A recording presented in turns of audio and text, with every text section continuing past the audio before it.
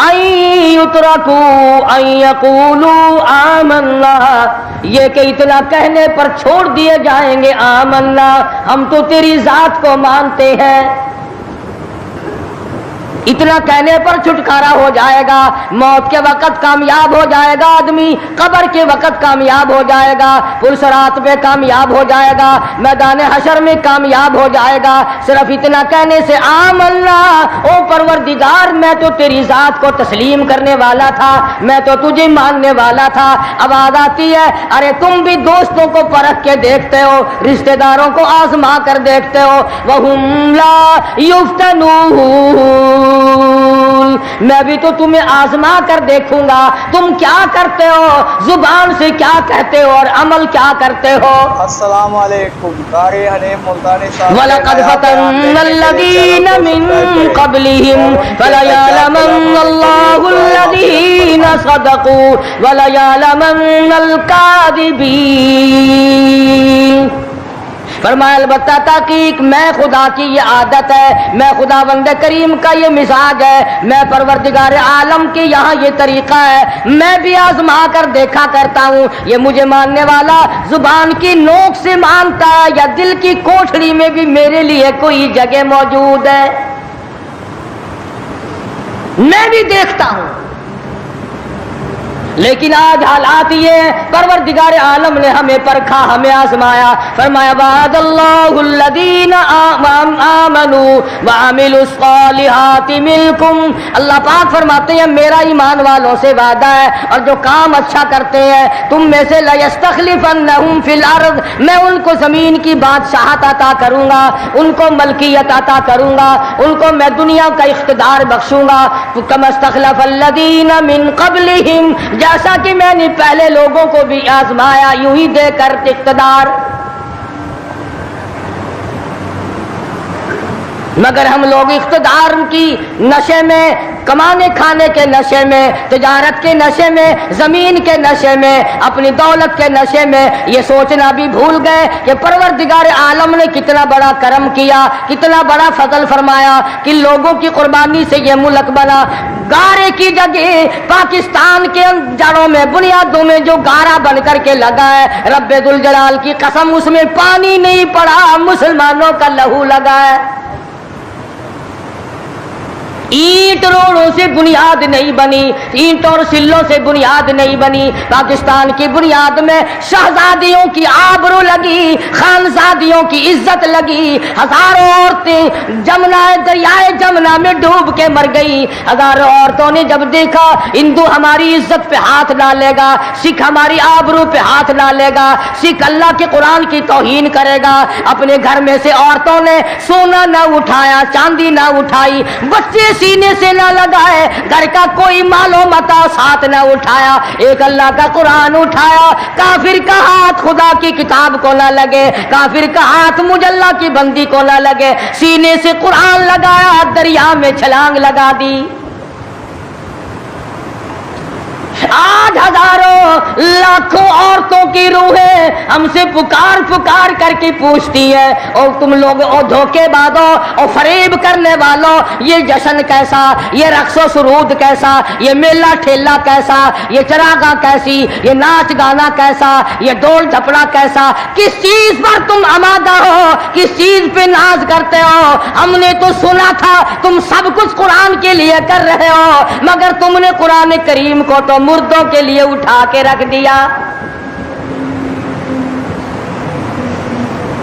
لاکھوں مرنے والوں کی روحیں، لاکھوں شہیدوں کی روحیں آج تم سے پوچھتی ہیں، ہزاروں ماں بہنوں کی روحیں آج تم سے پوچھتی ہیں، ہزاروں معصوم بچوں کی جن کو نیزوں کی نیزے کی نوک پہ لٹکا کر پٹک پٹک کے زمین میں مار دیا گیا۔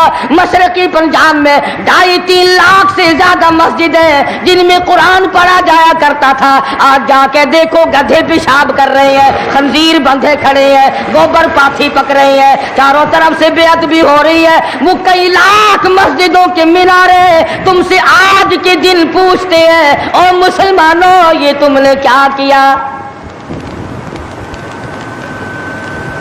دریائے جمنا کا پانی تم سے سوال کرتا ہے اور مجھ سے وضو کرنے والے مجاہدین کبھی یوں نہیں کیا کرتے جیسا کہ تم نے اپنی روش کو بنا رکھا ہے. اور پھر ویسے بھی ایک گھر میں میت پڑی ہو اور دوسرے گھر میں شادی ہو اور وہ باجا بجائیں تو علاقے کے لوگ یوں کہیں گے یہ بڑے سنگ دل ہیں, یہ بڑے پتھر دل ہیں, یہ بڑے احمق لوگ ہیں, برابر میں موت ہے, برابر میں قضیہ ہے, برابر میں فوتگی ہے اور یہ ناچ رہے ہیں. تمہیں کیا معلوم فلسطین کے مسلمان کے ساتھ کیا بن گئی؟ تم آج میلے ٹھیلے کا چکر بناتے پھرتے ہو. جاؤ فلسطینیوں کے پیاس سے مرنے والے بچوں سے جا کے پوچھو. اسرائیلی یہودی بدماش کسی طرح سے بھی پیچھے ہٹنے کو تیار نہیں. عرصہ گزر گیا, پانی بند کر رکھا ہے, بجلی بند کر رکھی ہے. پریشان ہے مسلمان, خدا کا نام لینے والے لوگ پریشان ہیں. فلسطین میں مسلمان کٹ گیا, افغانستان میں مسلمان ذبح ہو رہے ہیں, ایران عراق میں مسلمان کٹ رہے ہیں, ذبح ہو رہے ہیں. سری لنکا جیسا ملک بدھ مذہب رہنے والے لوگ جو کیڑی کو مارنا بھی برا جانتے ہیں مگر مسلمان کو کاٹ رہے ہیں. چاروں طرف مسلمان ذبح ہو رہا ہے, چاروں طرف مسلمان کٹ رہا ہے, چاروں طرف مسلمان مرد عورت کٹ رہے ہیں, ذبح ہو رہی ہیں اور ہم بیچ میں کھڑے ہو کر کے ناچیں گے. کھیل تماشا اس قوم کا مزاج نہ بناؤ. تماشا دیکھنے والوں تماشا خود نہ بن جانا. امام الانبیاء محبوب کبریا حضرت محمد مصطفیٰ صلی اللہ تعالی علیہ وسلم نے ارشاد فرمایا, او لوگوں جب کوئی قوم کھیل تماشے میں پھنس جاتی ہے, جب کوئی قوم گانا بجانا اپنی زندگی کا محور بنا لیتی ہے, پھر اس قوم کو زمین پہ بسنے کا حق نہیں رہتا, وہ قوم زمین میں دھس جانی چاہیے.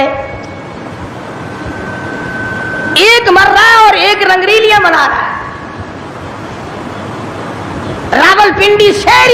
راولپنڈی کے شہری لوگ تنگ, 26 فٹ پانی شہر کی گلیوں سے گزر گئے, کیمپوں میں لوگ پڑے ہیں, تنگ ہیں, مکانات بے شمار منہدم ہو گئے. اور ہم 2 جھنڈی مجھے بھی دینا بھائی, میں نے بھی اپنے سر پہ لگانی ہے.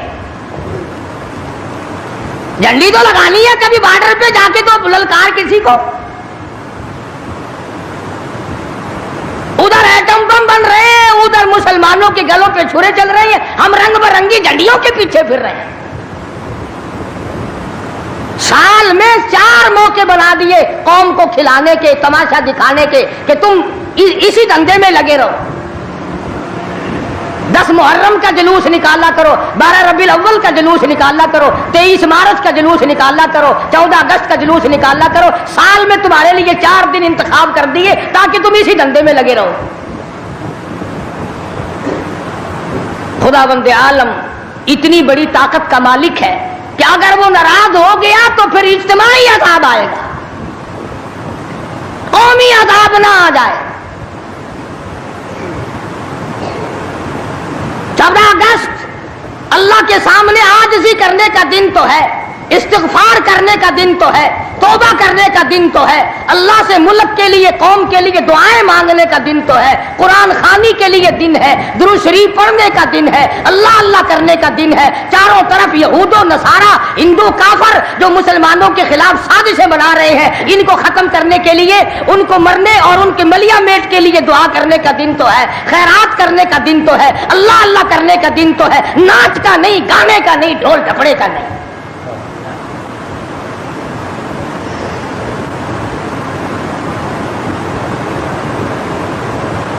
ترقی اس کا نام نہیں کہ فلاں جگہ اونٹوں کی دوڑ ہو گئی, فلاں جگہ گھوڑوں کی دوڑ ہو گئی, فلاں جگہ لوگوں کی دوڑ ہو گئی اور فلاں جگہ چھوکروں کی دوڑ ہو گئی. ترقی کے اور بڑے راستے کچھ کر کے دکھاؤ.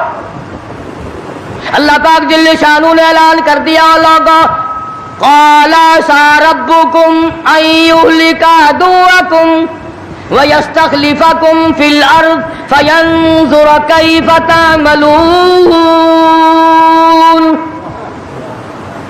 اللہ پاک فرماتے ہیں تم یوں نہ سمجھا کرو کہ تم تخت پہ بیٹھ گئے تو مجھ سے چھپ گئے۔ شہنشاہ ملک کے مالکوں، تخت و تاج کے مالکوں، یہ نہ سوچا کرو کہ یہاں بیٹھ کر اب خدا کی نظر ہم پہ نہیں پڑتی۔ فرمایا میری وہ ذات ہے لمن الملک اليوم، میں وہ ہوں، پوچھوں گا کون ہے آج کے دن دم مارنے والا۔